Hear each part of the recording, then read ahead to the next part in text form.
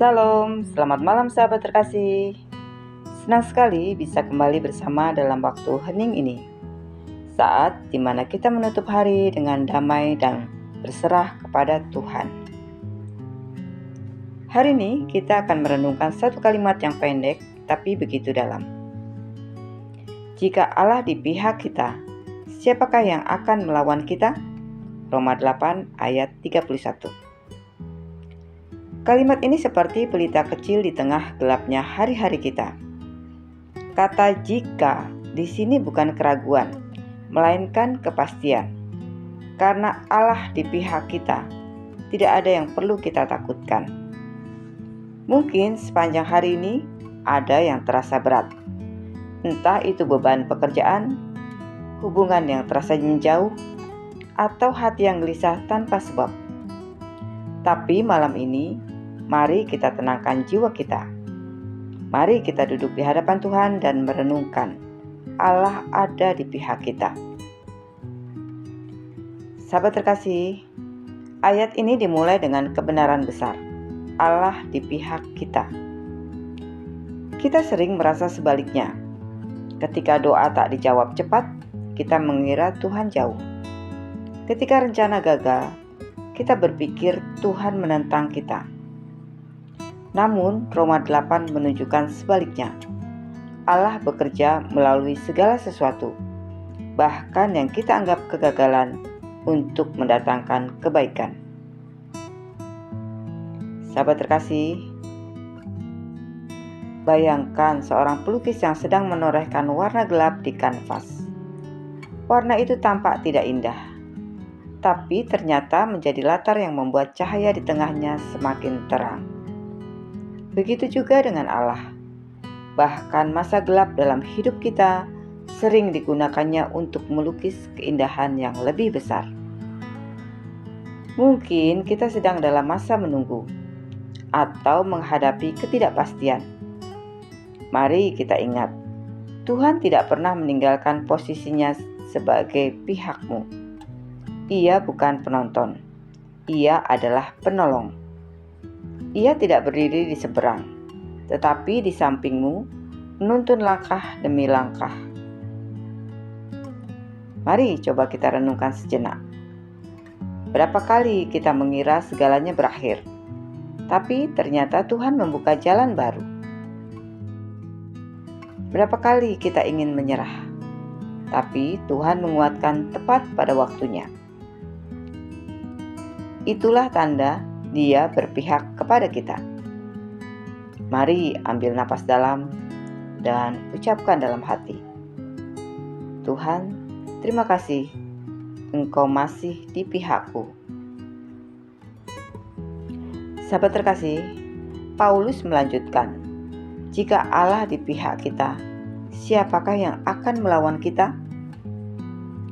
Pertanyaan ini bukan berarti tidak ada yang melawan, tetapi bahwa tidak ada yang bisa menang melawan kita karena kemenangan sudah ditetapkan di dalam Kristus. Ada banyak yang bisa mencoba melawan. Kekecewaan, penolakan, sakit hati, bahkan masa lalu. Tetapi tidak satupun dari itu yang bisa membatalkan kasih Tuhan. Mari kita ingat, dosa tidak bisa memisahkan dari kasih Kristus. Rasa takut tidak bisa menahan kasih-Nya mendekat. Air mata tidak bisa menghentikan tangannya menghibur. Kadang kita merasa kalah hanya karena keadaan belum berubah. Padahal Tuhan sering bekerja diam-diam. Dalam cara yang tidak kita mengerti, Ia sedang menyusun sesuatu yang lebih besar daripada yang kita bayangkan. Ada masa di mana kita merasa, aku sudah berdoa, tapi belum ada hasil.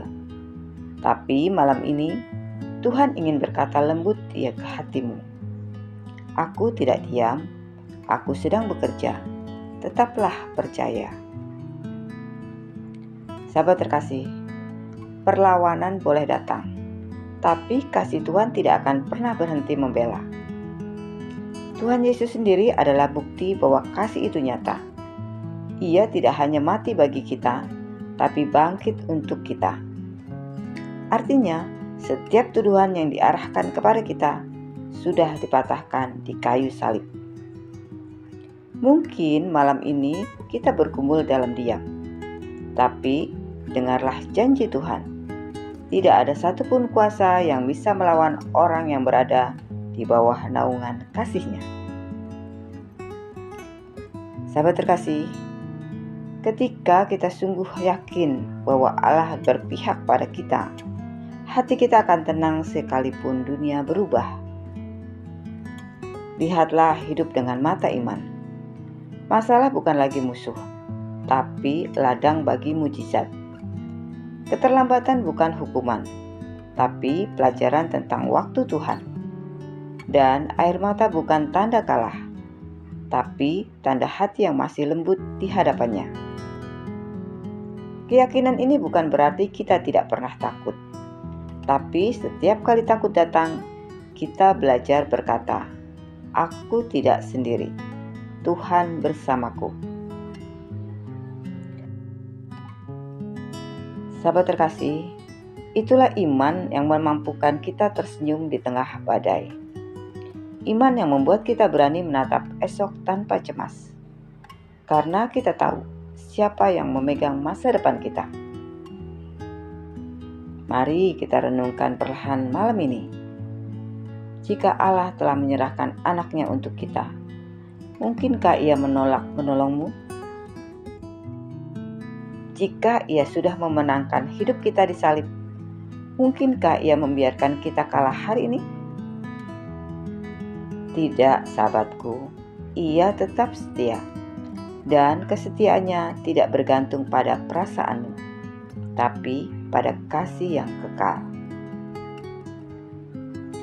Sahabat terkasih, mari kita tutup malam ini dengan doa penyerahan. Bapa yang Maha Baik, terima kasih untuk jaminan firman-Mu malam ini. Saat kami takut, Engkau mengingatkan bahwa Engkau berpihak pada kami. Saat kami lemah, Engkau memberi kekuatan baru. Kami serahkan hari ini dengan segala keberhasilan dan kegagalannya ke dalam tangan-Mu.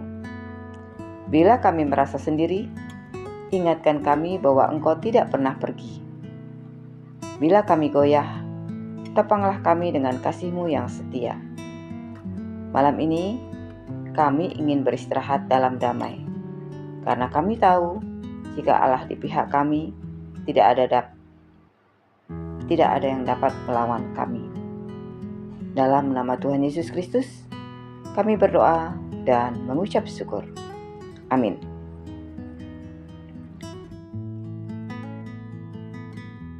Sahabat terkasih, terima kasih sudah bersama dalam renungan malam ini. Kiranya firman Tuhan menguatkan dan menenangkan hatimu. Jangan lupa untuk klik like, komen, share, dan subscribe ya, agar semakin banyak orang dikuatkan oleh kasih Tuhan setiap malam.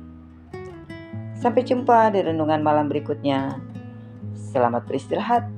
Tuhan Yesus memberkati.